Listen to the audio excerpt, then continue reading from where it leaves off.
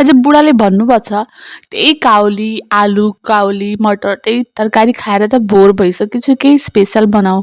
अब त्यही तरकारीको स्पेसल कसरी बनाउन सकिन्छ? धेरै 1 घन्टा सोचिसकेपछि मैले सोचेँ यसरी बनाऊँ के थाहा मिठो हुन्छ। त मलाई रोटीसँग बनाउन थियो, त्यही भएर साँझको लागि बनाउँदै थिएँ। त्यही भएर मैले यो तरिकालाई बनाएँ। के गरेँ मैले कद्दुकस गरिहालेँ काउलीलाई थोरै तेलमा जिरा, हरियो खुर्सानी, लसुन फुराएर काउलीलाई हालेँ अनि त्यसमा गरम मसाला, बेसार, नुन हालेर एकछिन भुटेँ। त्यसपछि कढाईमा तेल हालेर थोरै टमाटर, अदुवा, लसुन, हरियो खुर्सानी, प्याजको पेस्ट बनाएर भुटेँ। मजाले भुटिसकेपछि यसमा बेसिक मसाला जुन धनिया, जिरा पाउडर, रातो धुलो खुर्सानी, नुन, बेसार हुन्छ सबै हालेँ। अनि त्यसमा भुटेको काउलीलाई हालेँ, एकछिन भुटेँ। त्यसपछि अ अ, बोइल्ड आलुलाई म्यास गरेर यसमा हालेँ।